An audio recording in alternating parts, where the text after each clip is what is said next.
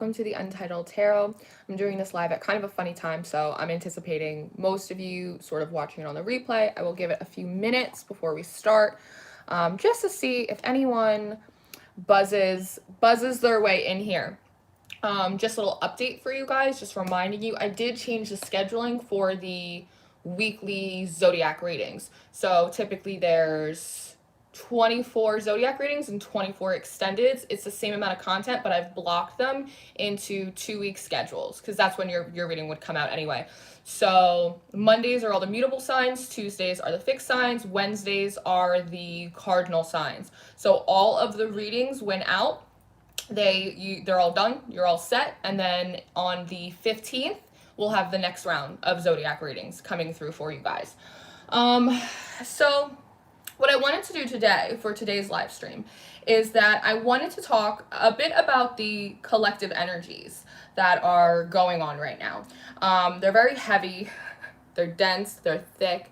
I don't think that very many people are feeling that new year, new me kind of energy right now. And I think that there are quite a few reasons for it. So I want to just kind of sit with you guys and break down some of that energy, break down some of that collective grief. And then most importantly today, what I wanted to talk about were shadow workers. Where are all the shadow workers is what I want to know. I'm very curious about this. I don't necessarily have all of the answers for some of the questions that I have today, but I do have quite a few decks out over on the side here. And so after we kind of hang out and break down some of these energies, I'd like to go ahead and do a bit of a reading to see if we can't flesh out where the shadow workers are, kind of what they're doing, and maybe why they haven't sort of come together in the same capacity that you see light workers coming together in the spiritual community. Almost everyone is classified as a light worker. But the reality is that there's so many of us and we all do different things. Not everyone does light work. Some people are shadow or dark workers. Some people do grid work, portal work, angelic work, infernal work. They do earth grid work, right? They work in the astrals. There's so many of us. Some of us work with physical magics, right? We have different kinds of practices, all of this stuff. And so I think that just giving everyone this umbrella title of light worker is really doing so many of us a disservice in terms of our talents, our experience, our abilities, all of it. But today I wanted to, partially for that reason, really talk about the underrepresented group of shadow workers that do exist out there and how they're very much needed in a time such as this. Yes, let's see, who do we got in here? Soul Explorer, hello. Ariel, hello. Hello, how are you guys doing? I hope that you guys are all doing well. So, where do I want to start? I think I want to start with the collective energy as a whole. Now, I don't really know anyone that's been feeling amazing. There have been like quite a few peaks in the energy, but there's a lot of kind of stagnancy in the air. There is the collective energy, it's heavy and it's dense right now. We can kind of all sense this. One, there are some astrological reasons for it. We do have Venus in retrograde right now. We are in the pre-shadow of another Mercury retrograde. 2022 is a year that has 4 Mercury retrogrades in it, which is a lot. And so some of this pressure that we're feeling is astrological. Some of it is a little bit more astronomical, right?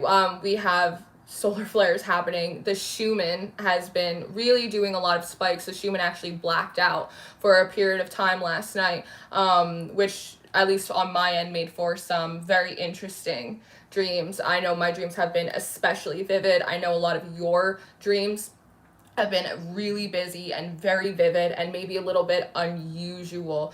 There is something about the collective subconscious in the dream world that seems to be picking up a lot of the slack right now, to help work through and process a lot of this dense emotion. But as I sat in it and I really tried to understand what it was, because the complexity of the collective energy right now is beyond measure. When I look into the energy, I don't just feel pressure, I feel anger. And on the peaks of that anger, it's like this fury. It's almost beyond sacred rage. And then there is this very kind of depressive, this melancholy energy. And then at the peak of that, it's this grief. And so I think on top of all of the astronomical, the astrological energies that are already pushing on us, right? And maybe we're going to become a bunch of diamonds. That would be wonderful. But on top of all of this pressure, we also have this huge weight of collective grief laying on top of us as a whole and laying on top of us as individuals. And some of you may feel it more than others, right? Some of you have a wider capacity to hold space, to transmute energy for others. So if you fall into that category, you might be especially affected by this collective energy, despite your wards, despite your clearings, despite all of it. And if that is the case, just know that in a funny way, it is sort of a testament to you, because your capacity to hold and transmute so much energy is incomparable, right? Now, where is this collective grief coming from? One, there is always and has always been a collective shadow that we share.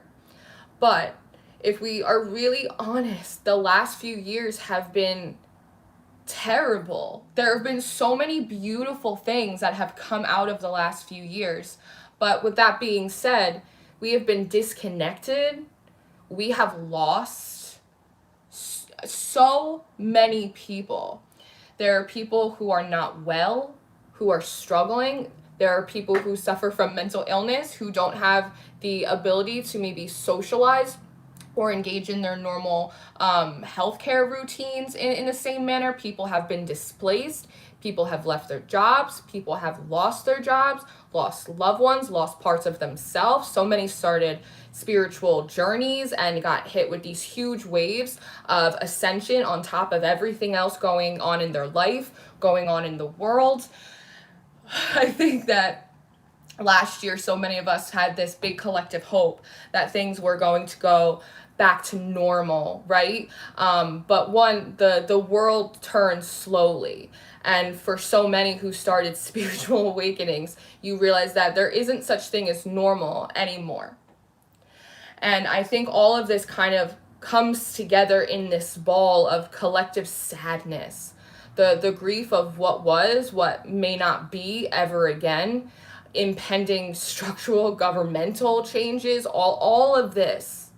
And there is this constant worry, right, for one's well-being and security. And I think so many of us last year, like I was saying, were hoping things were going to go back to normal, or that they were going to get better, and it was going to be our year, and it wasn't. And as I've said, you know, if you look at the numerology, last year was a 5-year, right? So for those of us that like kind of magic numbers, we know that that is conflict and change and transformation, and all of those things are uncomfortable, right? But a lot of those things didn't come to pass for a lot of us.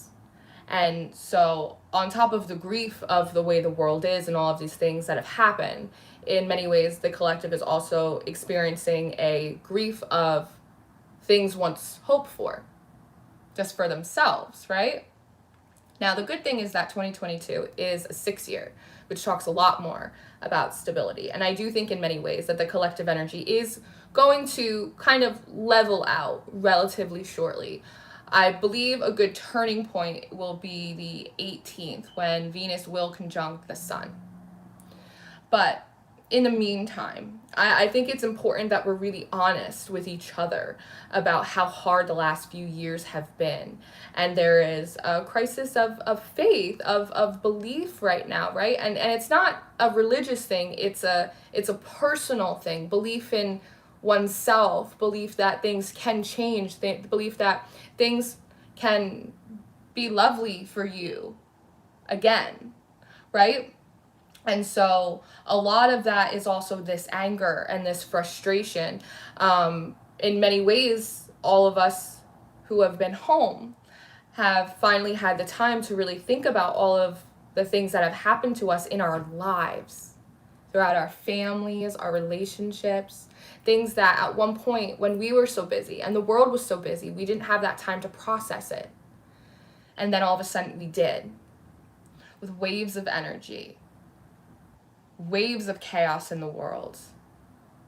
It's impossible to process all of that all at once. And that feeling of, why are things like this? Why is this okay? Why is this happening to me? It's an existential thing. It's a human thing. And it makes you angry. And it makes you sad. And it makes you feel lonely. And it makes you feel unseen. Right? Which is why so many of us congregate around these platforms, to find people like us, to feel connection, to feel tapped into life, connected to people, because so many of us have gone most of our lives without really feeling connected to anything. And then when we finally wake up and we are ready to reconnect, the entire world shuts down. And that's an incredibly difficult process. Again, on top of whatever other kind of tragedies may have happened in people's lives. Outside of that, it's incredibly heavy. It's incredibly weighted of an energy. And so I know how frustrating it can be to just be going about your day and these waves of collective energy are hitting you like waves on a rainy, cloudy, windy day. It can be frustrating. I get frustrated too. This isn't my energy, but some of it is. I shouldn't have to take all of this on, but my capacity is big to take it on. But I think when we remember where this density is coming from, that its source is grief, it allows us to be a little bit more compassionate and more willing to cooperate with the energy as it is right now. And again, I do think it's going to level out this year. I think that we are going to hit a nice little turning point, at least with the astrology, in a few weeks. I do think that we are on the upswing, but you have to hit that bottom barrel before you make your way up the other side of the pendulum, right? And right now is a little bit of that bottom of the barrel energy. There's a lot of skittishness. There's a lot of fear. There's even a lot of resistance to meeting that energy that we are individually trying to embody, even though it's so close. It's an incredibly complex time for us as people and for us as a collective energy, right? And so it's important to be mindful of that when these waves come in, and to also be really gentle with yourself too. You might feel triggered, and yes, part of it is the density within you is coming up and it wants to be expressed, and absolutely it is. But just know, if you feel a little bit like you're drowning right now in the energy, it's okay. I just want to remind you that you are buoyant and that you can float and that you will float, and the energy is going to shift soon, but we have to remember where that energy comes from, and it's really from this place of deep sadness, right? So who else is in the chat? The chat's moving. I see the chat grooving. I kind of want to stay focused. I don't want to really lose the pocket that I'm in. Now, as I was saying before, I've been sitting here, I've been trying to kind of interpret the heaviness, the density, right? So how can I first, so that way I can figure out how to meet that need. That's part of the reasons why I also changed the structure of the weekly readings, so that way they were kind of pared down a little bit to let you know specifically what might be going on within a shorter block of time to really help support you through that. So I'm sitting here and figuring out this energy, because now is also very much a time of service. A lot of you guys who have abilities, who haven't really come out of the broom closet with them, or you haven't really spoken to people about them, or you've kind of been sitting on the fence about making a platform or a channel, and right, and you feel a little bit of that pull. It's because now is very much a time of service for us. Regardless of what you call yourself as a spiritual worker. I tell people I work in the spiritual arts, because every painter is different, and it's all beautiful, and it all counts, and it all matters, and it doesn't really matter what you call it, right? But that's why so many of you might be feeling that pull, or if some of you kind of took a step back from your spiritual practice or expressing it or sharing it with others, you might be feeling that pull to come back and return to it. And again, it's because now is a really important time to come together as a community, to come together as human beings, right? To what's the only thing that you can do for someone in grief? It's to be there for them, right? It's to hold that space. And so in many ways, us as spiritual workers are being asked to step forward and do very much of the same thing. And I personally believe that a huge fundamental part of that is really bringing more dark or shadow workers into the mix who previously go unacknowledged, and they're not particularly the most vocal bunch, right? So for me, I don't consider myself necessarily to be a light worker. I do a lot of light work, but if anything, I would consider myself to be more of a gray worker, which is an unintentional outfit choice for today. And part of the reason for that is when I first started my spiritual journey, it was in a big period of grief for me, and so I naturally navigated to the other side of the spectrum, and I did a lot of light work, all of it, and it was a beautiful thing. But then eventually, as I started to evolve, I realized that my particular skill set, certain energies that it was very beneficial for me to work with, that they were actually on the darker side of the spectrum. If I had to choose one, I would classify myself to be more of a dark or a shadow worker than a light worker. Now, I've mentioned this before on a few times on a few different platforms, and what I believe and what I've always said is that shadow workers and light workers are two sides of a coin, and both are needed, and one cannot effectively do their job without the other, right? Both of them have different purposes. Now, for me, I don't know a lot of shadow workers or dark workers. I know a lot more that practice physical magic or witchcraft. I don't know that many on YouTube. The only reader or kind of shadow worker that I think really kind of fits the bill would be Scorched Earth Tarot. That is a perfect example of someone who is a shadow worker, which is different than doing shadow work. When you go in and you do your shadow work, what is it? It's your grief, it's your anger, it's the weights that are inside of you, it's trauma, it's all of this, it's all of these weighty things, right? A shadow worker is someone that does that all of the time, and it's not just for themselves, right? They hold space in the darkness, just like a light worker holds space in the light. And some people cannot immediately or ever fully exist in the love and light spectrum. It just isn't who they are, especially if they are going through things like grief and trauma and anger and this sacred rage and all of that stuff. A light worker isn't really going to be as effective for them as someone who is a shadow worker who specializes in that frequency on that side of the spectrum. The shadow workers are the ones who are able to help other people get up to the median level so the light workers can pull them up in frequency. And vice versa. If the shadow workers didn't exist, light workers couldn't do what they do, right?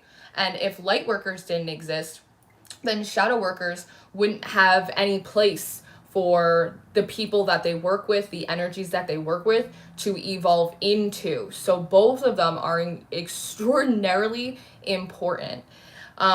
Typically when people hear shadow, when people hear dark, they automatically associate it with something that's bad or something that's evil, right?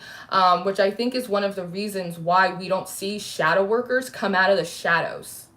It's because dark work has been vilified for thousands of years, without anyone truly understanding the complexity that it takes, the mechanics of how that works. So they just vilify it and they call it evil, not realizing that It takes a very particularly tuned person with a special set of skills to be able to take on shadow and dark work full time or as their dominant working energy.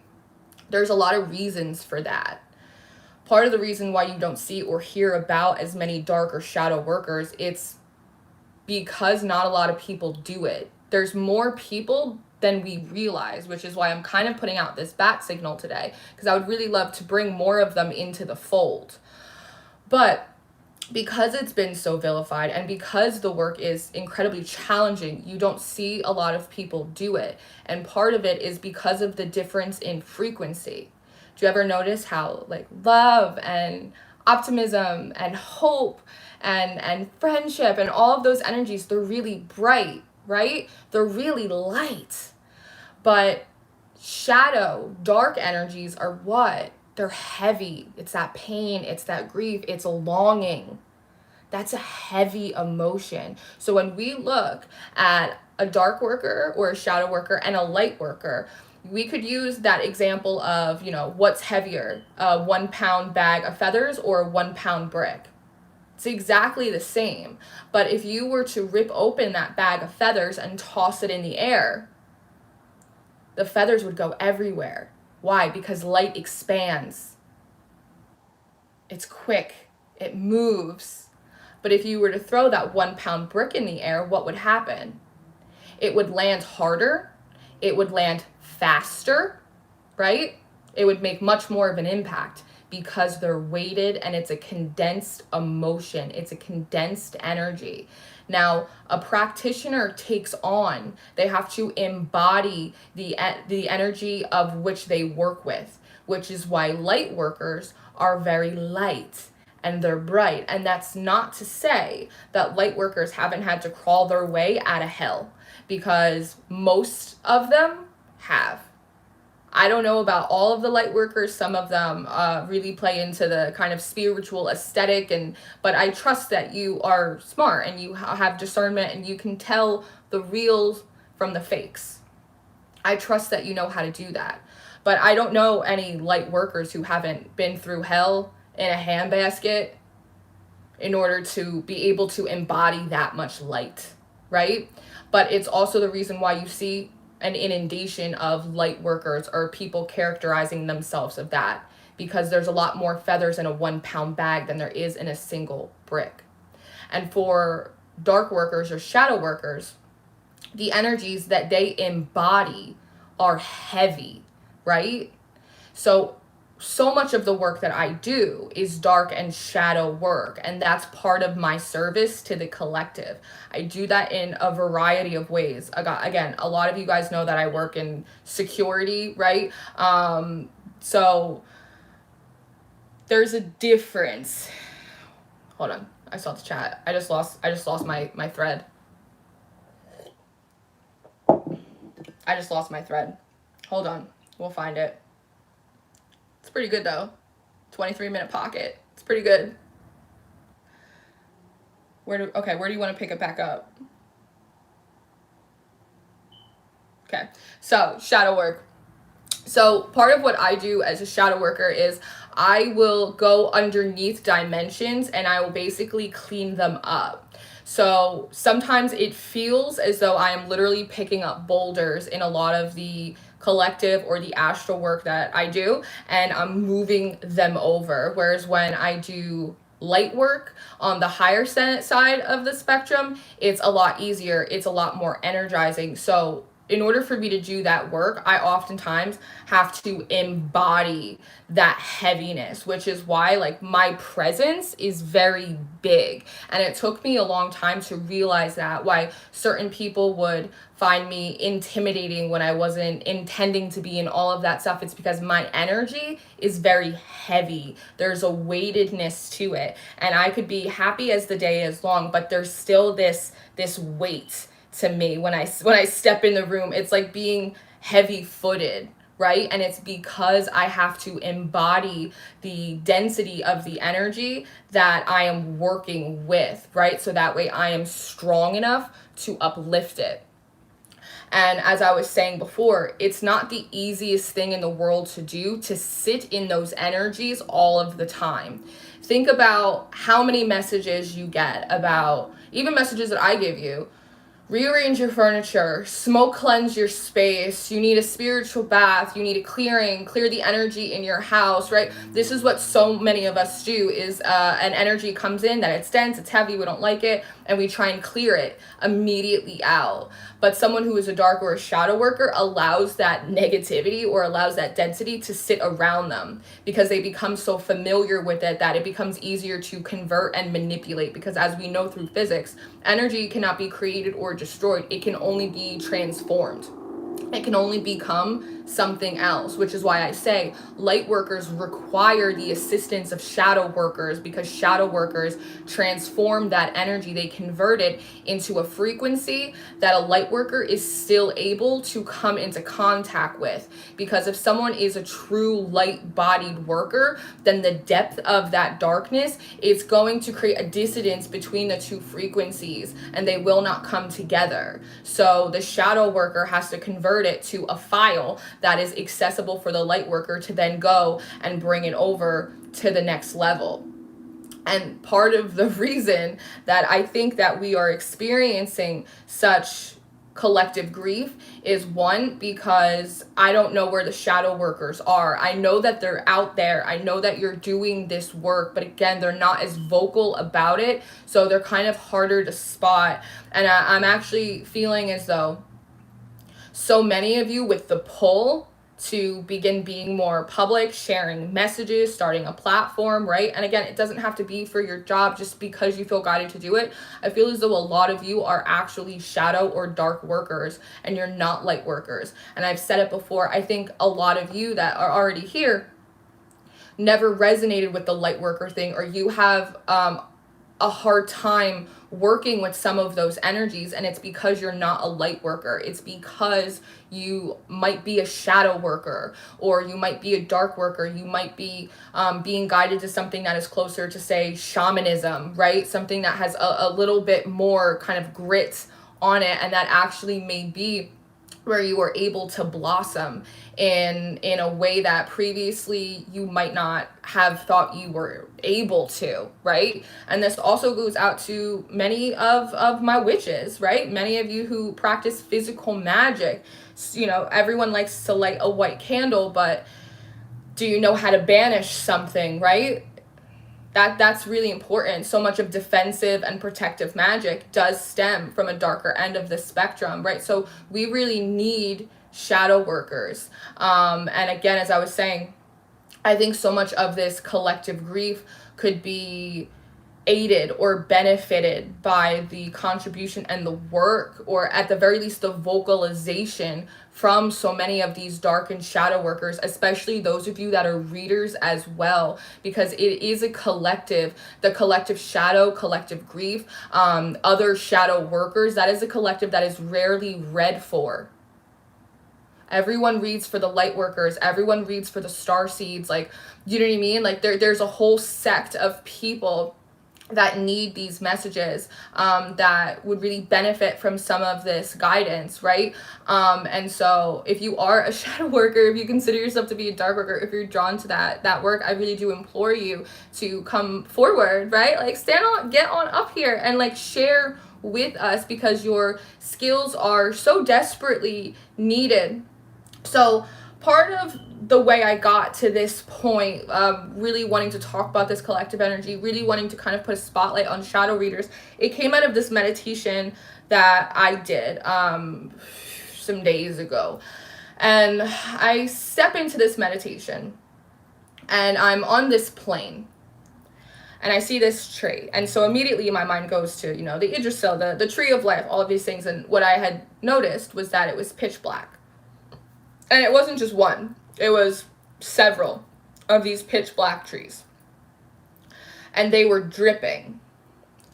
And so it's kind of like black paint, or it's like this goopy, it's like a thick tar that was dripping from these trees, and with this kind of tree of knowledge, but it was like a false tree of knowledge, sort of energy that I picked off of it. And what had occurred to me is that I believe these trees are a function of an egregore.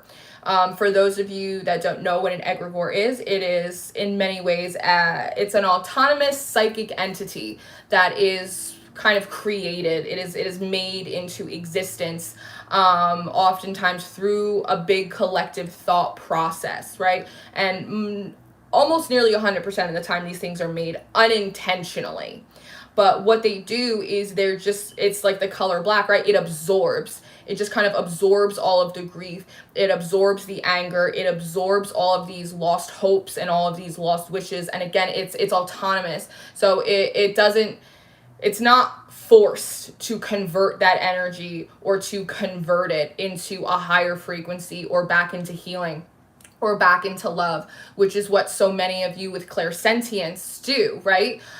It's autonomous, so it does have the ability to just hold on to all of that density and basically feed itself. And so again, it's completely unconscious. Nobody realizes that they're doing it. You probably haven't heard a lot of people talk about egregores, right? There's plenty of examples. If you look at like the devil, like the Christian devil, right? Like Lucifer is a fallen angel. Like that's an infernal being. But if you look at like the comic, the devil with the horns and all of that stuff, that's not real. That's an egregore. It's an autonomous psychic entity that was made to form from the collective thought conscious of the devil is bad, the devil will send you to hell, right? All of that indoctrination that a lot of us get from organized religion, right? Especially when it's run by kind of seedy individuals who, again, really like to fearmonger, because anyone who's ever studied something like Christianity knows that you're not supposed to walk in fear, period. But we can completely trash the church another day. But when we look at the devil is an egregore. It's something that was created through a collective fear, right? I just want to show, just as a side note, I want to show you something because I'm going to prove it to you.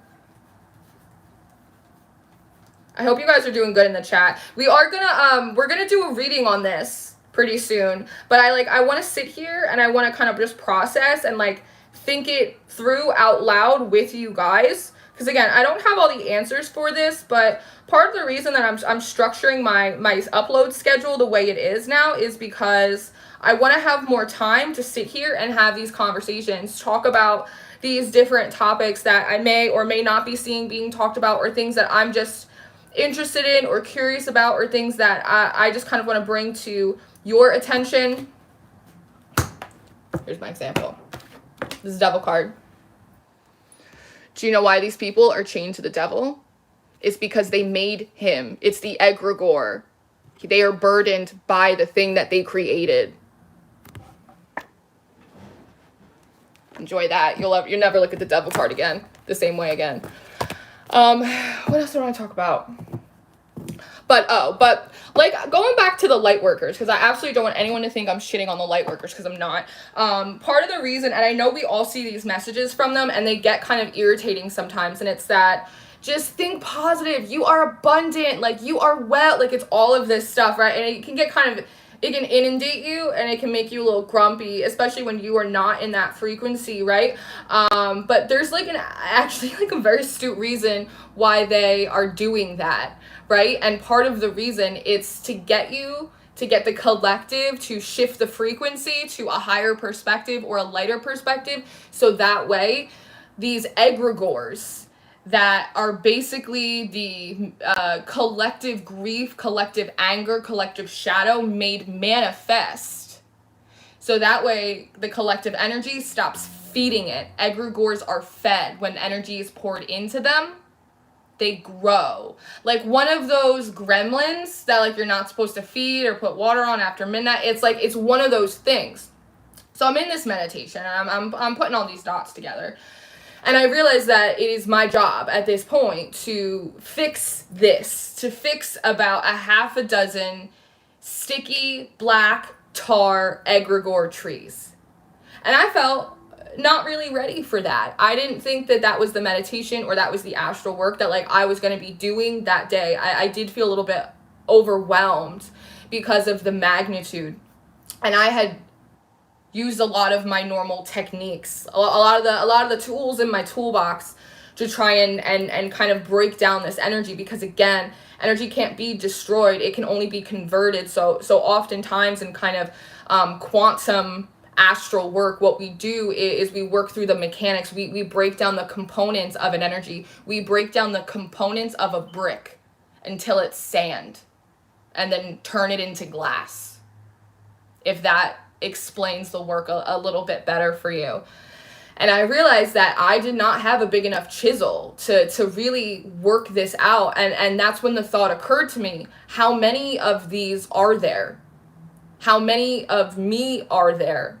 There's no one else here. I don't see, sometimes I'll show up on planes and I will be with other workers, depending on what kind of the assignment is. But it was just like this energy of crickets. I was like, where are the other shadow workers? I know that they're there, and I know that they're doing this work. But again, they're so silent. We work in the darkness, right? And so it was just wild to me. How many of these are there? How many shadow workers are on different planes right now working on these? What are they doing? Like, this is a lot. And so I actually put like a pin in that meditation after I was going at it for a while, because it needed something different, right? It needed a different approach than what I was using. And so instead of draining myself trying to figure this out, it felt better to return to it. And so the next day I did return to that plane, and I was able to convert that energy into something different, right? But it was incredibly challenging. It was very weighted. And even with my normal cleansing and all the normal psychic hygiene stuff that I do, and I teach you guys about on Patreon all the time, there was still this, it's like when you go to the gym and your muscles are kind of just tired a little bit. I had to have like a consultation like the night before with some of, my angels and some of my infernals and stuff like that, because as a gray worker, which is what I primarily consider myself to be, I work with both light and dark energies. I work with angelic and infernal energies because it's necessary to do my work. So I had to really sit down for like a staff meeting, like how's the best way for me to approach this, right? It's not often I find myself in situations where it's like, I don't really know what to do. Pretty quick on my feet, but that was definitely a situation where I was in a little bit over my head. But I knew that because it got dropped in my lap, I would be able to fix the situation. I'd be able to rectify it. And like I said, the next night I did go back in it, and I was able to convert it and kind of take over that field and make it as it should be, right? But it's really tiring. It's really hard work. And so it's just spurred up that thing in my head that's when I realized that it was collective grief. When I saw those trees and I saw the stickiness, it's like how that energy just sticks to you, right? Which is also why there's been extra messages coming out about like cleanse your energy and do all of that stuff, right? Because it's a lot.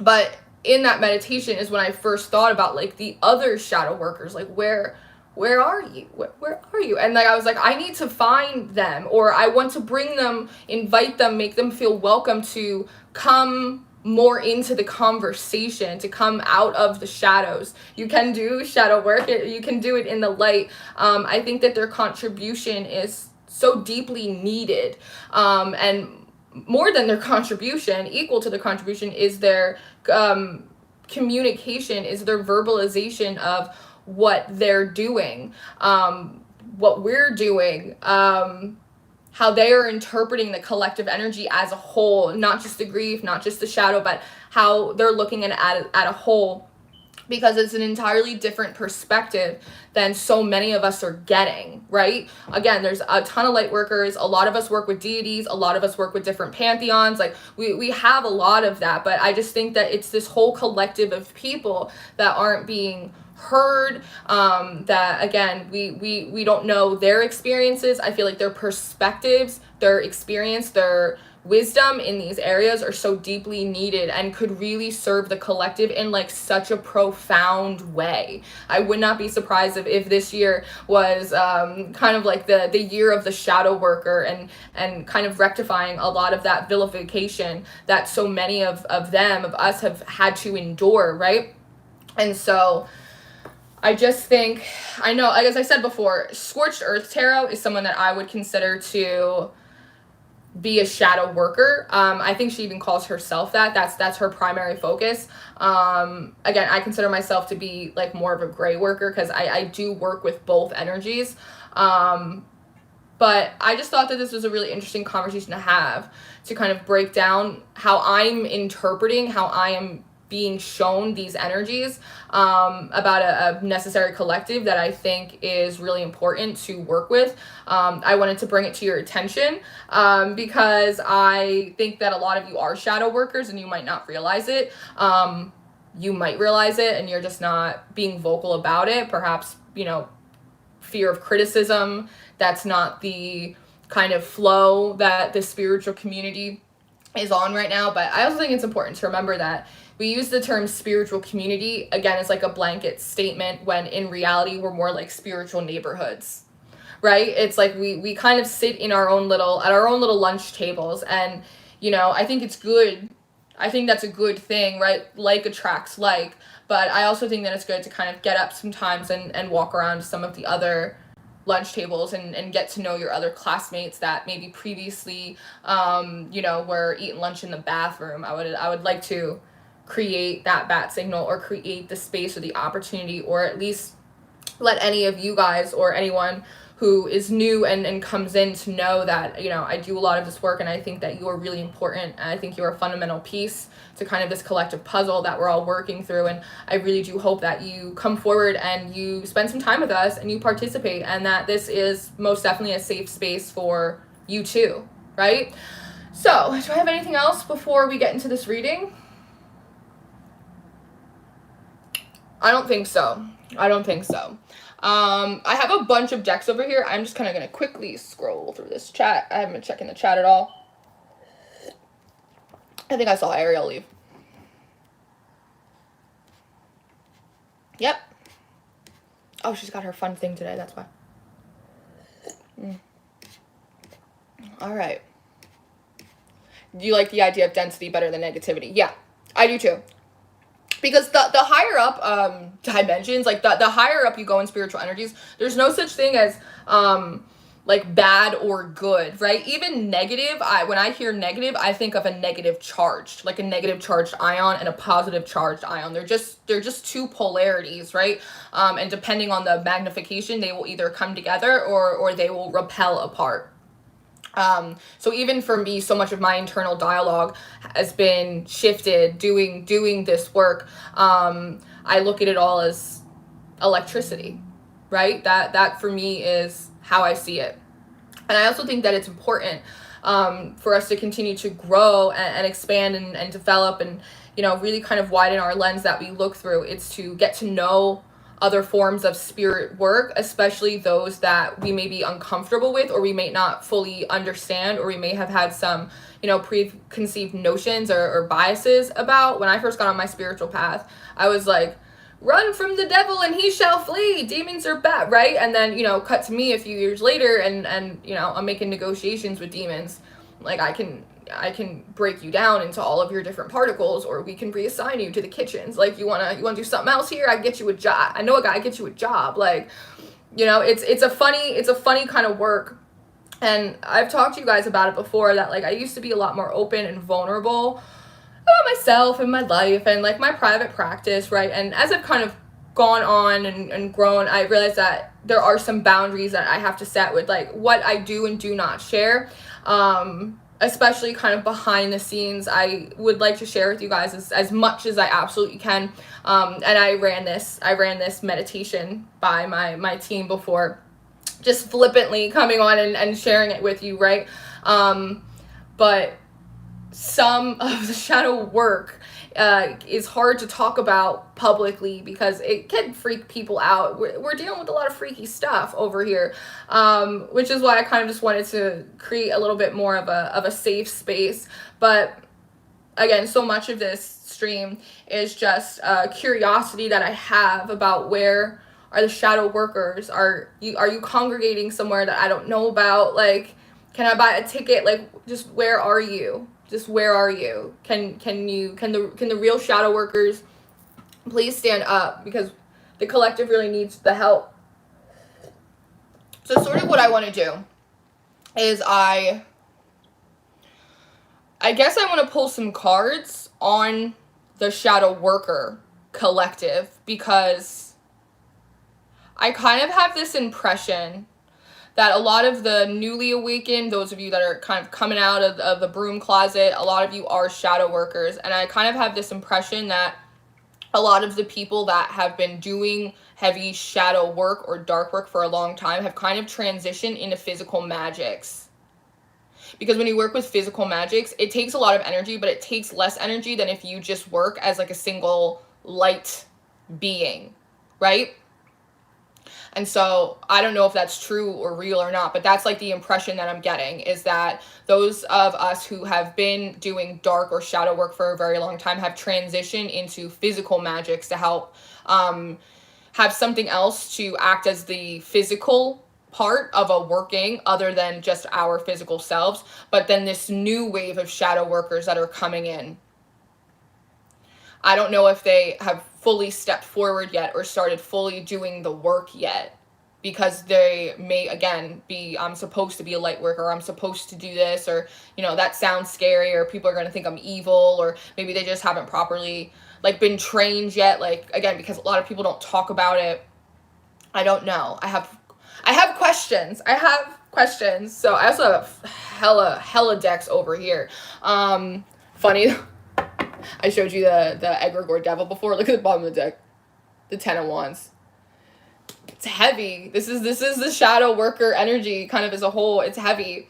And again, it's almost like the idea of like a shadow worker, a dark worker. It's like you think it's going to be some like wicked witch or like someone that's like really kind of bogged down. I do a lot of this work. I do a lot of light work, but I do a lot of this work. I'm pretty peppy overall, you know? You know me. I'm kind of a silly goose. And so I think that there's also kind of breaking this stereotype. It's like breaking the stereotype of like what a witch is. It's like breaking the stereotype of what a shadow worker or a dark worker is. It could be pretty cool, be cute, pretty peppy, you know? I don't know what deck to use.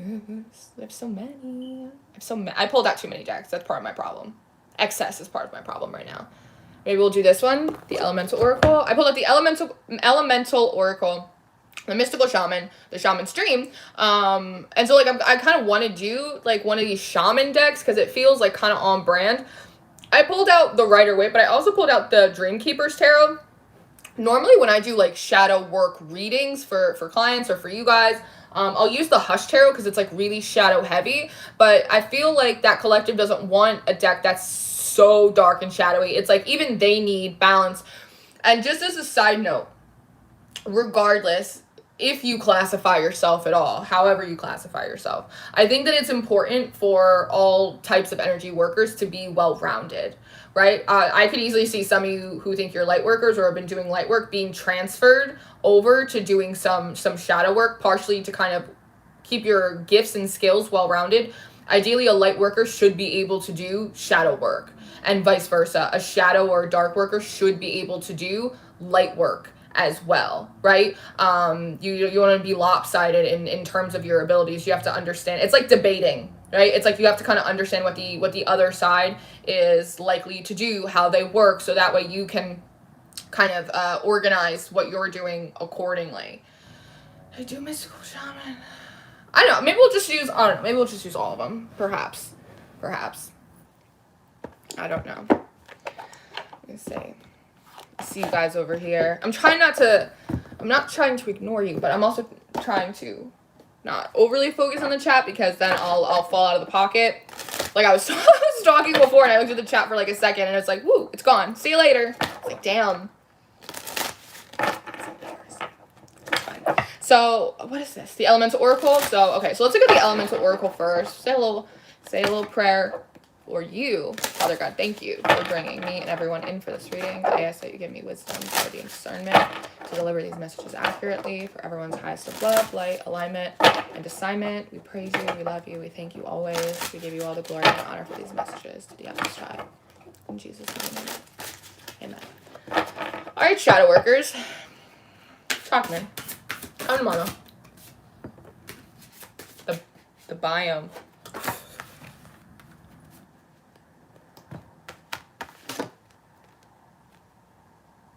connection, the biome, darkness, the moon. They can't see each other. That's part of what I was just saying before, is they can't see each other. Do you see how her hair, the darkness, is covering her eyes? She can't see the connection, the biome, the hub right next to her. It's card number 44 too. Some of you may be seeing a lot of 44s and 7. There is something about coming into perfect alignment though, because the moon behind her, it moves in phases, right? Every few days. I'm wondering. That's interesting. Okay, so do you see this building up here at the top? Kind of looks like a gazebo, or like it looks like somewhere where people would meet, right? And we're talking about the moon phases, kind of like a clock. 7 is oftentimes a number of perfection. It's perfect time. It's perfect time. It feels as though there might be a pocket, like a window of opportunity. Maybe every 7 days, I don't know, but it feels like there is a pocket of opportunity when the energies line up. And it feels frequent where the energies line up, and it's almost as though all of the shadow workers are put right next to each other, and they have the opportunity to see each other. But it's just a window. It's not a door. And so as soon as... Is that what you've been telling me? Hold on. So as... There's a lot... I'm having a conversation with you. They're having a conversation with me. I'm trying to have a very different conversation with them. There's a lot of action going on right now, so just stay with me because I'm processing this with you. But it's a window, it's not a door. So if they don't look and see each other, and the blockage could be their own energy, because her hair is over her face, and your hair is an extension of your energy, right? That's interesting. So they're reminding me how in a lot of cultures, especially indigenous cultures, there are a lot of sacred ceremonies when a family or a person experience something that is really traumatic, or they go through a big grief, a loss in the family. Oftentimes they will cut their hair. But her hair is very long. And so I'm wondering if a lot of you may be shadow workers, or some of you, they feel kind of young. That's not age, it's kind of like experience that they are transmuting and taking on, holding so much of the collective grief, the collective density, that they forgot to cut their own off, that they forgot to transmute their own grief. And so when these pockets come around, these windows of opportunity, it all lines up. All the shadow workers are right near each other, but because they haven't cut through their own energy, it's like it's blocking them from seeing each other. But see how it's a sunset energy up here, and then the moment passes, and then they have to wait until like the next time around the merry-go-round. This is kind of what I'm feeling. And so we're talking about these lunar phases, right? And the reason I said that before is because they keep giving me this message, and they keep playing me this song. One of my friends sent me this song. I forget who sings it. If you go in the Shufflemancy, it's one of like the top songs, like one of the newer songs that I just added. But it's this song called Ascendant Scorpio. And they keep saying it to me like over, and they keep playing it for me. And it's a great song, but like I don't want to listen to it that much. Like I wasn't really putting the piece together. But I'm wondering if the meeting point, or the time when things line up for the shadow workers to come together, it's almost like a unionizing energy, notice each other, come together, harmonize their energies as one, is occurring when the moon is coming into, but not quite, into Scorpio. So out of Libra and into Scorpio. When the moon is ascendant Scorpio, that is the pocket, that is the window of opportunity. That is when the shadow workers' energies are all linked up, and they do have the ability to come together and work as almost like one all time. That's interesting. That's really interesting to me. So I was watching 300 yesterday on Netflix, which was a great time for me. And part of what King Leonidas was saying is that how when the Spartans fight, they fight, even though there's 300 of them, they fight as one impenetrable unit, right? That's very interesting. And it's kind of just feeling as though that energy is mirroring that of the egregors, or the collective shadow, grief, anger that is being manipulated or used as fuel for, again, some kind of psychic entity that is kind of born, right, out of these very intense emotions. Because they're reminding me that I saw that one tree, but there are multiple of them, right? It's kind of like a virus, how it sort of multiplies itself. And it's a condensing. So when we look at the devil card, when we look at that egregor, it is the condensing of all of these different parts, right, into this one big thing. But if when the moon is ascendant Scorpio, if all of the shadow workers, this might be like an intentional meditation, like if this is work that you consider yourself doing, this is what if you consider yourself to be a darker shadow worker, if you pay attention and intentionally meditate when the moon is ascendant Scorpio, you might be able to link up your energies and combat these egregores, or combat the density of this energy as one impenetrable unit. Because when I stepped on that plane, I was intimidated by how much was in front of me just as one individual. But if I had a lot more with me, it would have just been one quick push. Does that make sense? So someone say moderators. Sorry, I just want to make sure everyone's okay.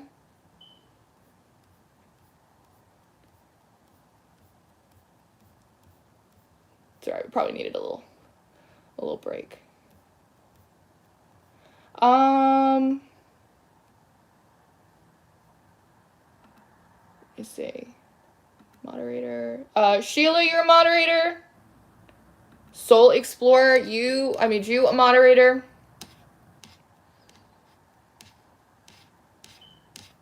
I don't know if there's a problem.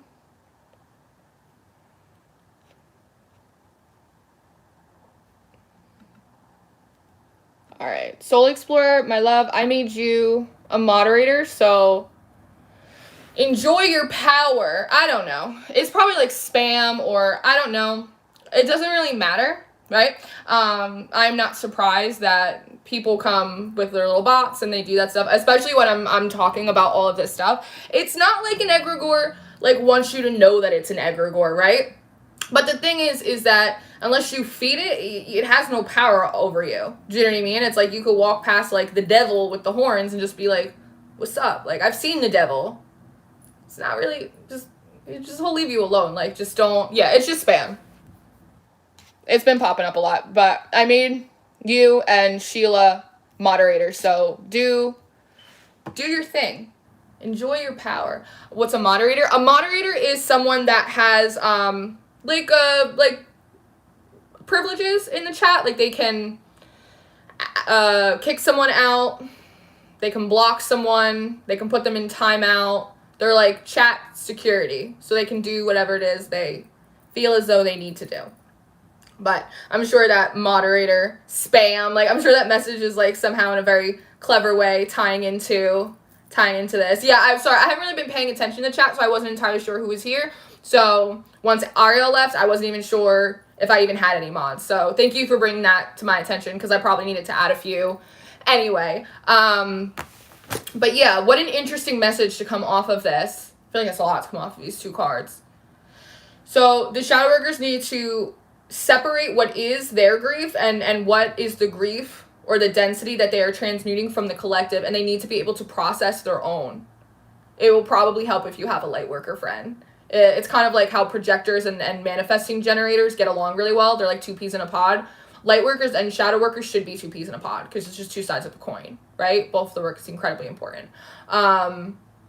So that way, again, it feels like this happens. I don't know how often the moon is in Scorpio, but it feels like this happens pretty frequently, like within like a week or so, a week and a half. It happens every little bit.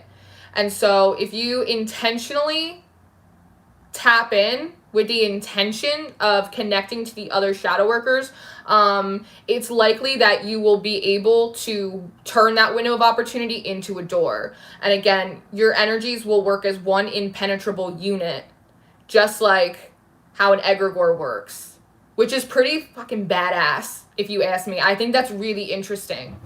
Yeah, every 2 weeks. Thank you, MBA. I was like, every 2 weeks. Breathe, life.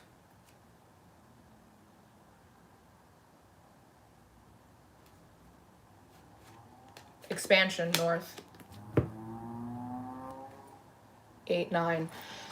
27 breaks down to a 9. 9 is a very personal number for me. It talks about a personal pinnacle.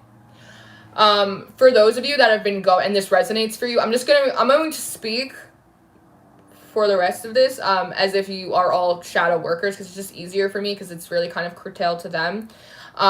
If you feel as though you've been going through a lot of personal purging, if you feel as though there is extra spiritual support coming for you, if you feel as though you are like trying or feeling guided to doing a lot of healing right now, that's on purpose. This is like a personal pinnacle moment. Before, the 10s are always community. They're ends, right? But they also indicate community, especially in the tarots. So that way you will be able to, again, cut off some of that old energy. Some of that old energy, again, with sight, may also be how you see or how you perceive this type of work. But breathing life back into you so that way you can expand, just like lungs. It's so interesting that there's breath in one card and then there's expansion in the other. And if you look right here, there almost is this kind of like celestial moment. There's like this compass energy that's right here. There's something about, and again, I'm not an astrologer, which kind of sucks. I've been trying to learn more about it in my spare time. But I'm just like one little lady in a big world, you know? But it feels like, and maybe part of the astrology is Scorpio coming back up. I think I checked it, and Scorpio's going to be coming back up in the moon, I think around the full moon. Yeah, I think it's right around the full moon. Interesting. So if you have kind of an intense next 2 weeks, just in terms of like healing, it feels good. Like I feel warmth around here. This might be a lot of heart healing for you guys. But it's putting you into alignment, kind of how these are dotted up. It's putting you into an alignment so you can see the other people. I can even see this going for others of you that do other types of work, portal work, grid work. There's this idea of working together in groups. There's this cooperative, collaborative energy that's coming in. And I know a lot of us have been pulling up that message, but I think for me, I was really interpreting it as like physically, intellectually doing group project work together, right? But I actually think so many of these messages are talking about doing meditative, astral, grid, portal work in these groups, right? But again, it kind of focusing on like the lunch tables, but some of you might be switching lunch tables is kind of the thing, and you might have to try and kind of process and work through whatever kind of preconceived notions that you have about being attuned for certain work. I know that I was really resistant against doing a lot of the work that I do in the beginning of my journey because that's not what I thought spirit work was. It's not what I thought I was going to do. I thought I got to kind of pick, right? And I guess a lot of aspects you do get to pick, but in a lot of aspects you don't. I went in with the intention of I'm going to be a light worker. That's not how it played out for me. So some of you might be going through a little bit of the same experience. Rock endurance, yeah. Interesting. Okay. So I kind of want to go into the Rider-Waite for a minute and just see if I can't clarify this message. Those two cards took me out. They rocked the whole Kashpa for me.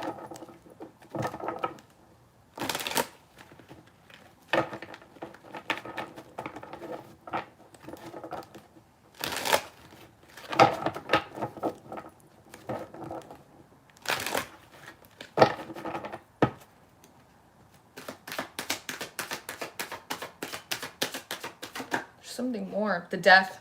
Scorpio.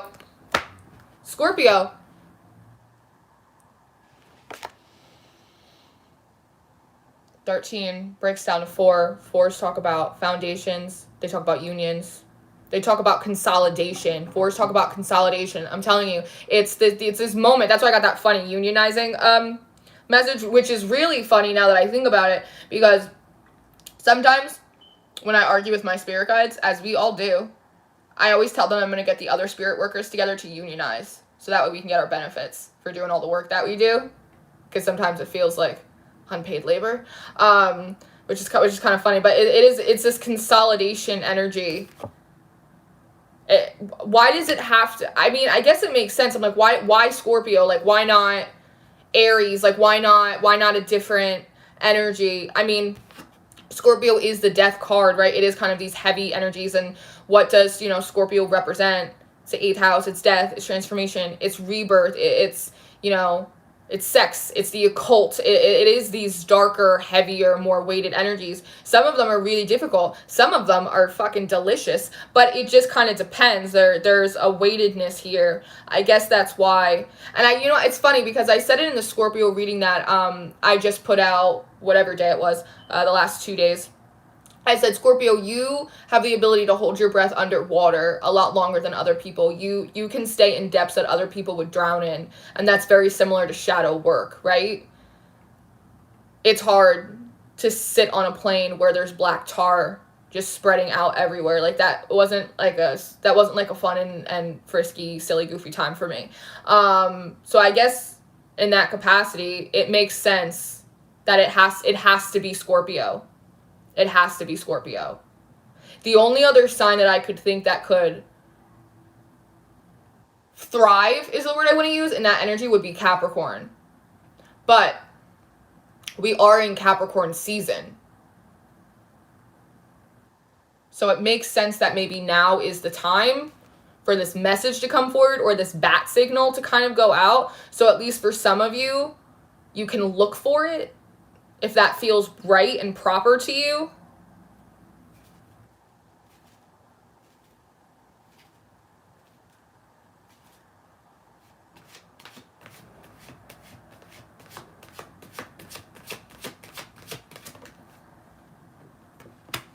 Nine of Wands in reverse. One,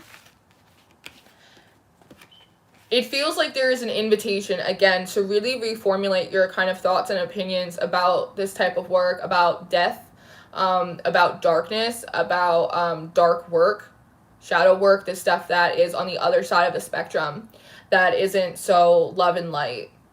Demons, daemons, infernal beings. I was really surprised at one point. There were certain energies that I had reached out to work with that didn't really come through for me, and I was a little confused about that because I seem to have a particular strength in pulling in deity energies. And what I was surprised about was that instead I had a lot of infernal beings come forward. And at first I was really freaked out by that. But like they're pretty cool, honestly. Like it's pretty cool how, it's nice. They're not as scary as, as you would think. And I really had to open up my mind to that, right? And kind of look at it very neutrally. Kind of, okay, well, what's this energy about? Not what do I think, not what I've heard or what was taught to me in, in school, in Catholic school, whatever. What is not the dominant spiritual ideology right now, but like what are you about, right? It's like getting to know a person. And so some of you may be asked to do that as well, is to really re-examine your feelings on some of these energies. And part of it is really all of it. It's an exercise in neutrality, right? Because as I was saying earlier, the wider your kind of consciousness lens is, the less you see things in polarities. Again, it all just becomes electricity for you. That's how it's been for me, right? You don't look at things as even dark or light or good or bad. They just are. It just is. It all has a different purpose. It all does something different, right? It's all to kind of keep the universal scales in balance, right? The lightness and the heaviness are constantly going like this. It's like weighing flour at a bakery, and sooner or later it hit even. But then all things must move, even atoms, and so eventually they kind of shake too.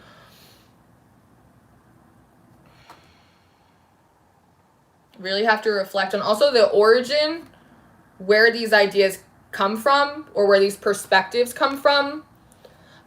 Even for some of you, it could be like sort of like me in my past, what kind of spiritual work you think you're going to be good at or you think you're supposed to do in comparison to what actually is much more of a natural fit for you, which may have you redefine yourself in many ways.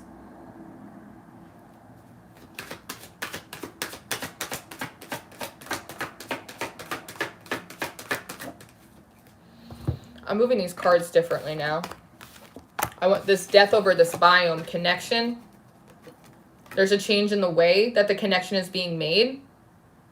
Death, though. And there is this sunset energy. And so, in a way, it does kind of... I wonder what that is. If the shadow workers are being moved to kind of like a new collective consciousness. I wonder if that's happening. It might be happening.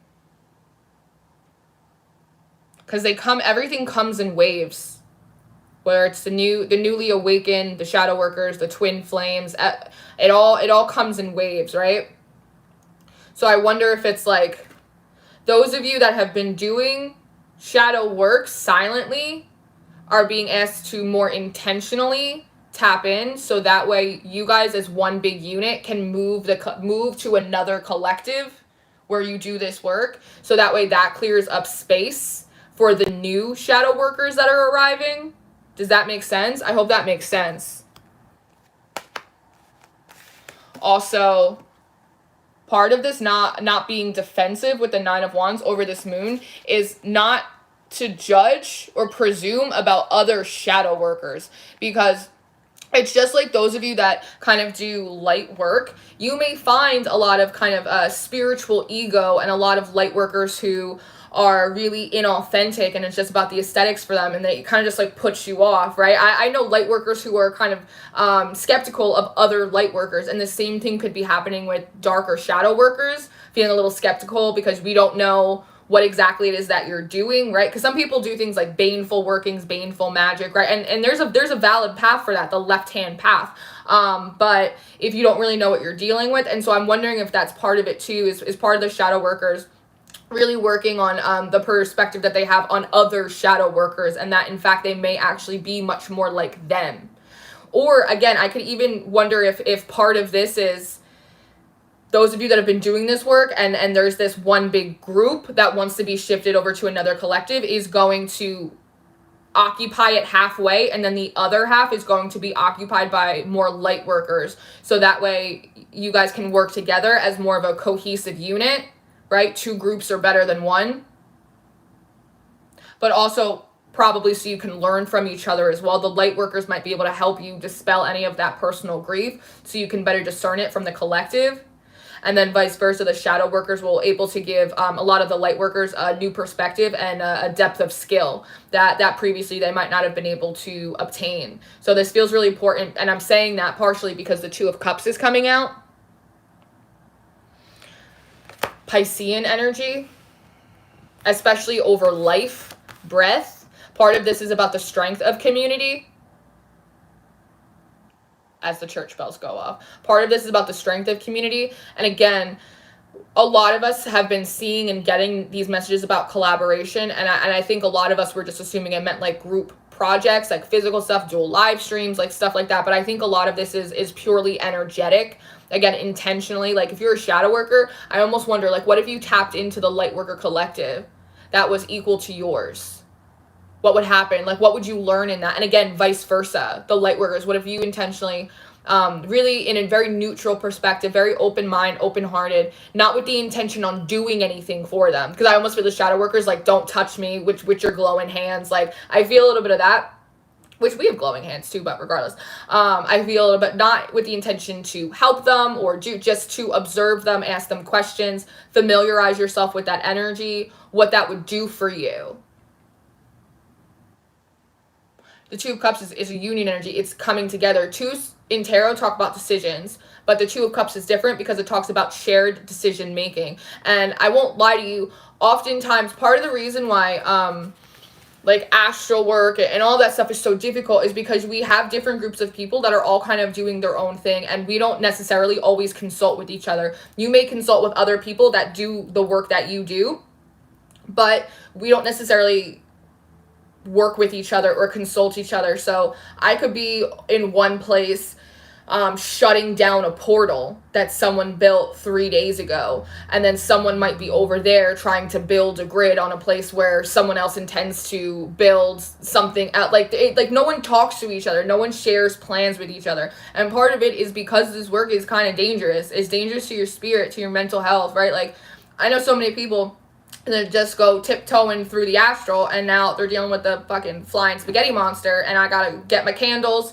and my personal vigilance and go in and clean that shit up for them, right? It's like, it's kind of tricky work, and personal protections are so important. Again, a lot of us, I'm being so vulnerable and open with you guys, even just sharing what I am about this kind of work. A lot of us don't talk about the intricacies of it because it can also put certain things like at risk, right? So because of that, we're not consulting with each other on plans, and so it's almost like we are measuring once but then always cutting twice. So again, I think this has to do with our kind of individual lunch tables, our individual groups, but I also think some of this has to do with being able to, in spirit, energetically, like really collaborate with each other better about what it is that we're trying to do, because I'm wondering if a lot of us are just undoing each other's work and then just leaving us at net zero. And then the egregor just laughs, and then everyone's just being fucking drowned in collective energy, and just everyone's pissed off and miserable. The energy workers feel ineffective. The collective is having a hard enough time channeling their stuff. It's just like a whole what the fuck kind of moment. The Two of Cups also talks about a creative project as well, shared decision making. And so again, part of that is what to do with the converted energy kind of coming together. What does the collective need?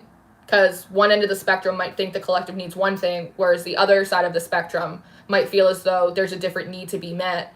Whereas if these two groups can kind of come together a little bit more, there can be an easier or better way to figure out what to put in that place when these grids get knocked down, when these timelines are destroyed, when these egregors are kind of converted, right? Broken down in kind of to their pieces. What do we do with it then? And if we have both sides of the perspectives, we can serve the collective better. We can probably do this collective work, grid work, portal work, all the lines, all of it a lot easier. Probably a lot quicker too.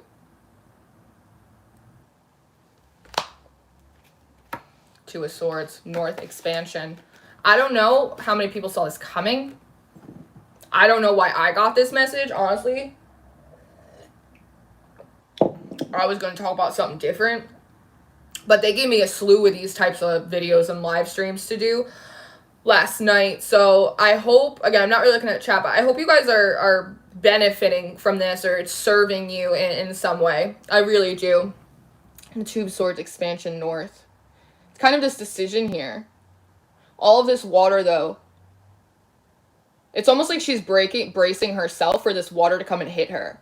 And there, in this expansion card, there's one person in a boat. Both of them are very kind of small in comparison to all of the water that is around them, all of the psychic energy, all of the emotion, everything. It kind of feels like we are all of our own islands. I put together the most tongue twister sentences just to torture myself, I swear. I don't think anyone sees this coming. I don't know if anyone, I'm sure someone sees it coming. I'm not a fucking anomaly, but I don't think it's well known. Especially with this compass, especially with like that Scorpio energy, like the moon has to be in Scorpio. Like the moon has to be just clicking over from Libra into Scorpio. Again, Scorpio ascendant. It's like not quite there. But, you know, Libra energy is the justice in tarot, and that is number 11. And 11's talk about alignment. Again, it's the personal alignment. It's the astrological alignment. It's kind of the collective alignment. It's like this lunar sort of like these windows. It's like a lot is happening here. But it's funny because nothing is happening. There's a lot that's happening around, and there's a lot that wants to happen, but in actuality, there's nothing happening because no one, again, sees each other. But maybe now we will. We can be mindful of that. And again, if you feel guided, kind of try and tap in during that time in your meditations. Try and establish a field. And again, it's that 300. It's that 300 message of working as an impenetrable unit. Amplify.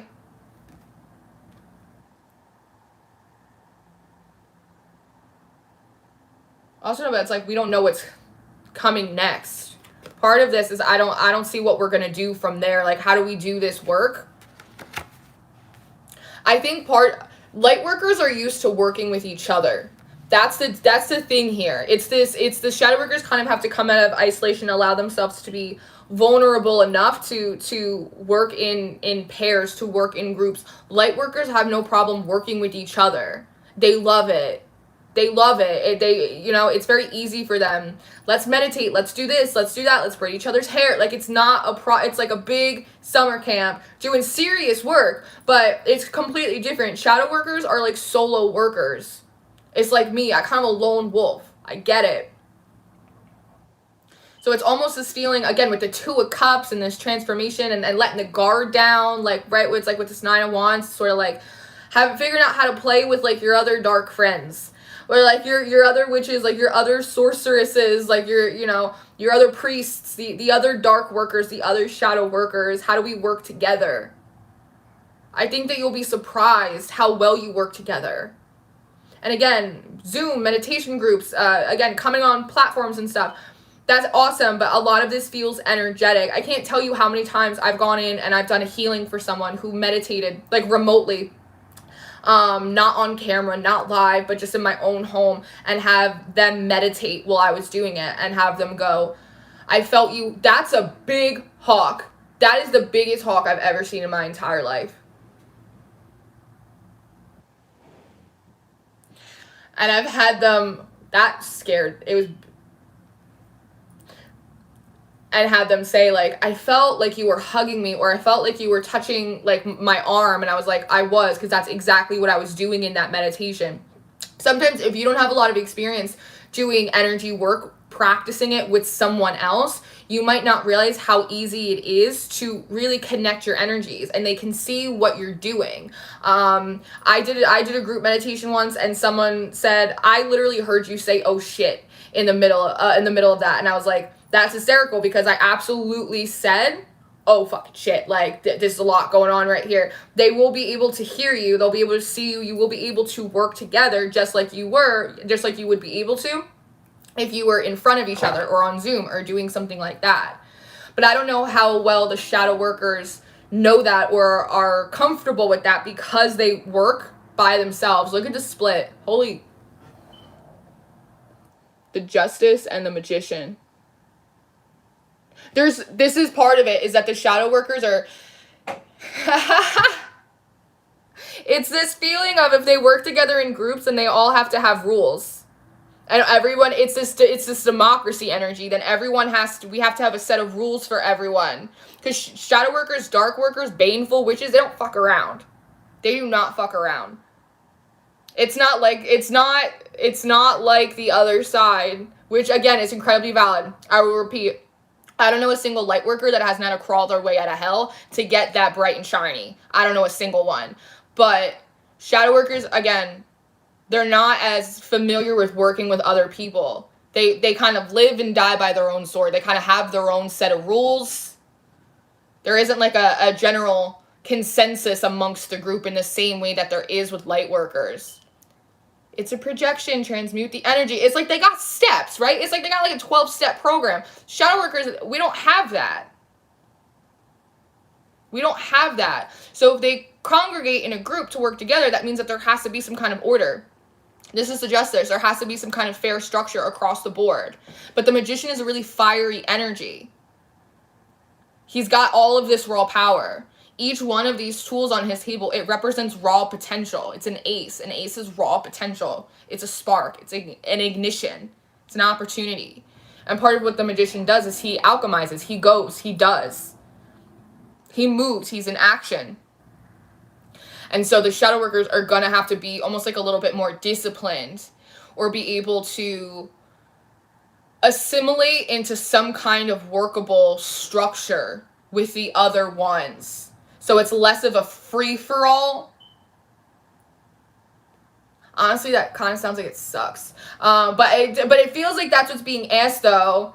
Because, again, I am kind of a lone wolf. Like, I work with a lot of energies, but, like, I work by myself.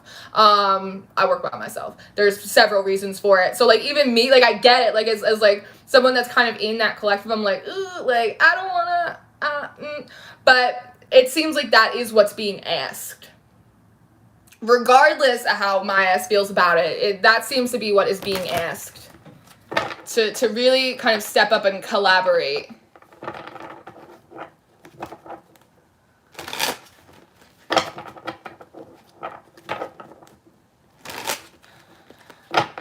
Maybe I kind of want to pull the Nine of Pentacles. What? Single? Stable? Solid? Doing your own thing? I know. And the Hermit. Oh my god. And the Hangman. And then the Four of Cups. And then the Chariot. And the Magician again. Yeah. Yep. That sums that up. That's a nice little confirmation. Thanks. I do kind of want to pull. I think we're almost at the end of our rope. I kind of want to pull from this Shaman. You're just give me 1 second. Look at this. I wanted to use the Shaman's Dream Oracle. Look at this card that just flew on the floor. Crown Games. Right use of power. You can't make that up. Crown Games. Card number 8. 8th house, Scorpio.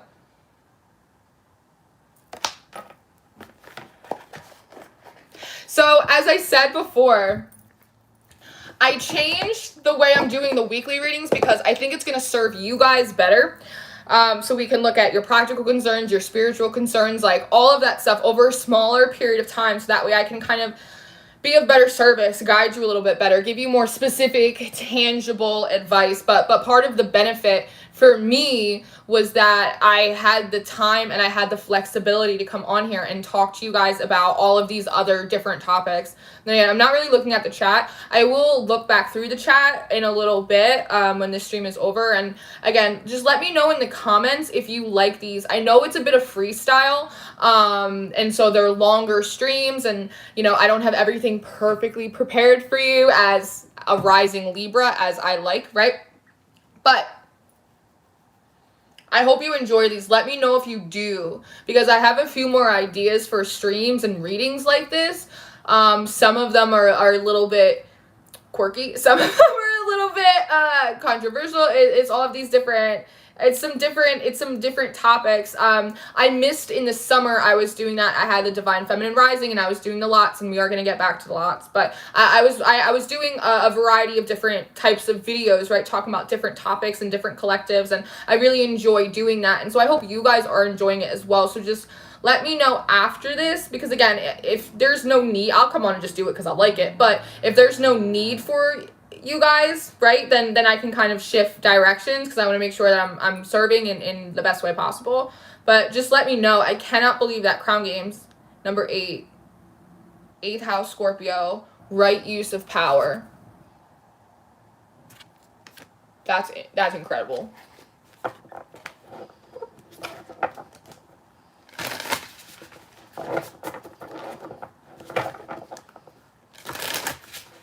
There's also, this is how you do it. This is how you look through the right use of power. Notice how the head and the crown, notice how it's in the heart space and in the solar. Your life force energy and your heart. When you stay tapped into that collective, that's how you operate in the right sense of power. Because you're able to push through that fear, any insecurity, move through uncertainty with love, which allows you to, again, love is the most powerful emotion that there is. As someone that works with dense emotion, love is the most powerful emotion that there is. I've never seen a thing that can't be killed or cured with love. Remember that.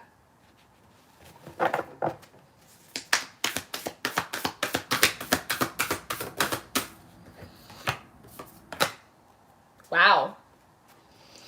Card number 19, Falling Angel, Spiritual Narcolepsy. This is what I'm saying. Wow. 1 and 9 is 10. Deep diver, diving into a task, 10. And where are you going? Right back in the depths. Yeah, I feel I feel this feeling in my spirit that it's like some of you that are shadow workers are feeling as though you're going to have to work in the light or become a light. That's not what it is. You're staying in your depths. Again, you're the only one that can scuba dive quite as low.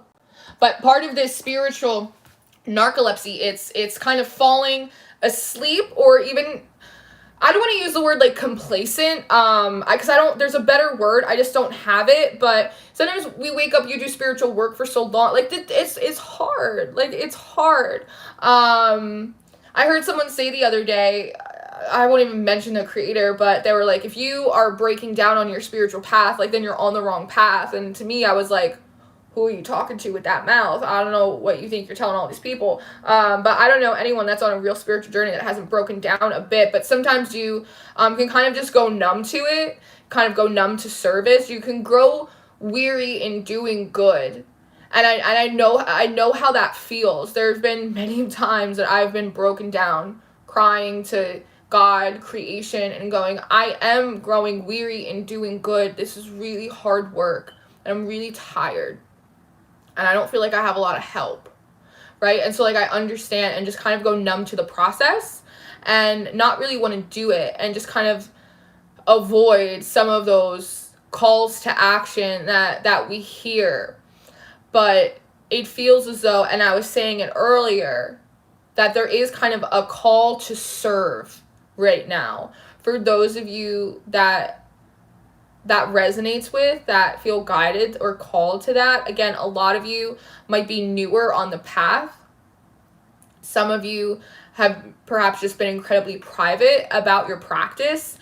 Some of you, as I was saying earlier, have been on the fence about being more public with your messages, with the work that you do. But again, I implore you to rise up a little bit of that fire inside of you and kind of join the rest of us.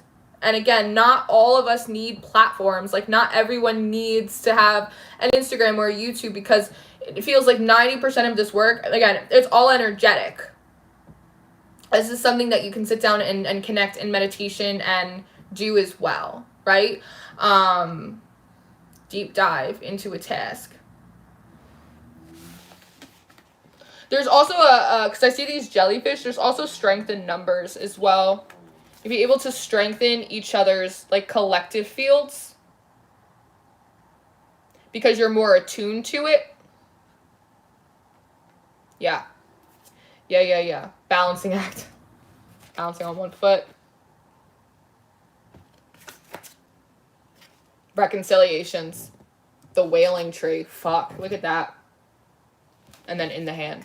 The universe is your partner. So, pretty interesting stuff, I think. I don't know how interesting you think it is, but I think it's pretty interesting. So, like I said, I'm leaving with some answers, but also many more questions. This is kind of a spontaneous reading live TED Talk that I've just been kind of playing around in my head with for a couple days, but I think we got some really interesting messages that came out. I hope I broke down this energy for you in a way that made it digestible. That message about the window of opportunity for the shadow workers, for you guys to kind of psychically connect, especially when the moon is ascendant Scorpio, I think is kind of a really important message. It's really profound. I feel very blessed that it came through for me. That was great. And again, let me know if you guys like this kind of content, like if you like talking about these topics and kind of sitting here a little bit more freestyle and exploring it, because I have a bunch of ideas that I would love to come here and sit down and really work out with you guys. Again, I will remind you, just because it is new, I did change the schedule for the zodiac readings. It's still 24 zodiacs, 24 extended. It's still 48 videos over the month between here and Patreon. I've just put them in block scheduling. So the first week of the month and the third week of the month, you will have your kind of 14, 15 day breakdowns. And I scheduled those readings to make sure we were covering both your spiritual needs and your practical concerns and get you some real tangible advice in a smaller kind of schedule, so that way it was more manageable while we're going through all of these energies. So as well, let me know if you are enjoying this new block scheduling and the new style of the readings. I feel really happy and proud of the readings that I put out this week. They will be there until the 15th. So if you are looking for a zodiac reading from me between now and January 15th, it is already up for you. Okay, I put them all up Monday, Tuesday, and then today, Wednesday. They go up real early in the morning. The same thing with the extended readings. They go up real early on Patreon. I am doing on Patreon, I have a spiritual development tier. It's kind of our own personal little mystery school. We have our mystery mouse tools over there. We are spending January focused on quantum healings for our Meditation Monday. On Thursdays, we are doing workshops on tarot. We're doing an introductory tarot course or tarot series over there. There is a lot of bonus spreads. There are some bonus videos in there for you this month. And on Thursday evenings on Patreon, for those of you that are on the worker bee tier, we do meet together on Zoom. This is just a Patreon thing right now, where you get to hang out with other people like you. We practice our skills is the main goal of that group, is to be able to pair you guys up into groups to practice things like healing, energy channeling, psychic defense, blocking out energies, all of these things that we work on but so rarely have an opportunity to practice, particularly with each other. So if you feel guided to that program, we have 6 months worth of an archive for you and a lot of really good stuff coming up. But that is there for you if you are interested in. I hope you are enjoying the new weekly schedule. I hope you enjoyed this live stream. I hope that this was supportive, or at the very least productive for you. And again, I'll just reiterate one more time that this is very much a bat signal out to the other shadow workers or dark workers, those of you that not only work with these energies but also read for these collectives. Please come forward. Let us know who you are. We love you. We want to support you. We want to hear what messages you have to say. Very good. Very good. I love you guys so much. I hope you have a wonderful day. What is it? Wednesday? It's Wednesday. Happy Mercury Day. Happy Odin Day. Have a happy day. Be gentle with yourself in these energies. Look through the lens of compassion. I love you so much. I appreciate you being here. If you need me, you know where to find me. See you later.